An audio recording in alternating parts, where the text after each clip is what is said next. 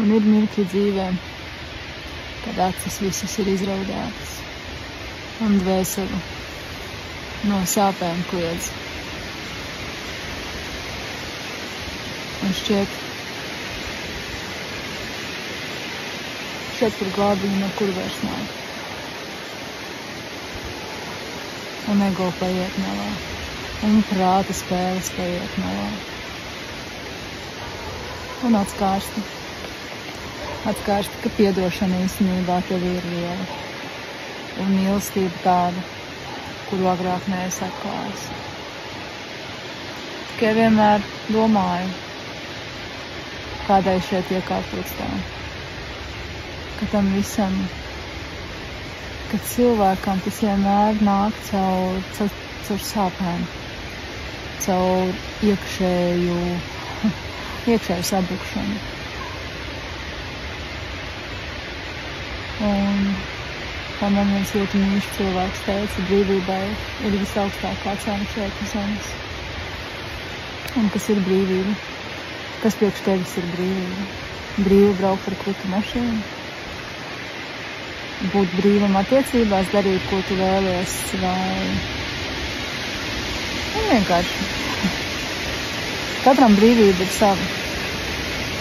Vai materiālā izteiksmē, vai miesas kāris, vai viss kopā, vēl labāk. Vai ēst visu to, ko man gribās.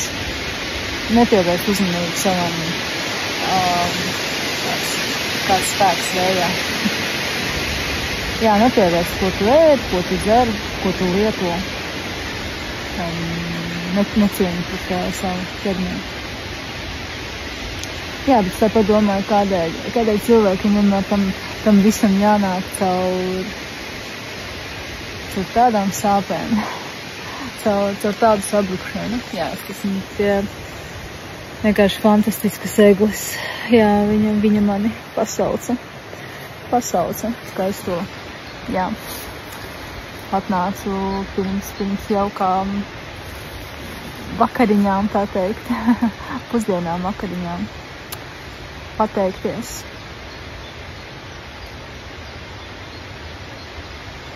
Jā, pateikties.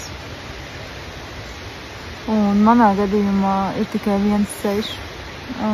Nav daudz ceļu.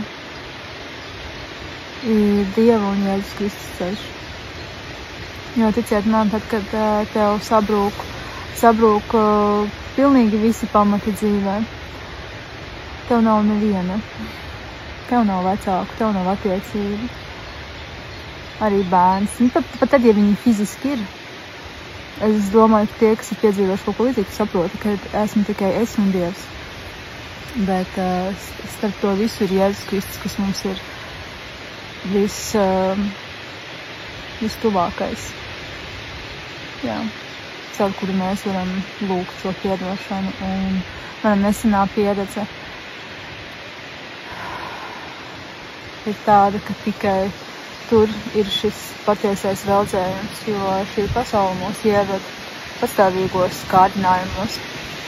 Bet tad, ja mums pašiem šeit mēs saskatām, jā, mēs zinām, kas ir ilūzijas un kas ir labais, ļaunais. Jā. Es domāju, tagad visi tādi advancēti retrīti cilvēki kļuvuši. Bet tas klusais, patiesais, tas viss izklēn. Visas dejas, visi kakao rituāli un sveču un elpošanas un kādas tik meditācijas nav. Un vēl tālāk, visādi triki un jā. Šis ir mazsvarīgs, šis ir pufels. Tajā mirklī, ka tev patiešām sāp sirds un tev ir jāatrod tas gara spēks noliekt galvu pilnīgi priekšā Jēzum Kristum.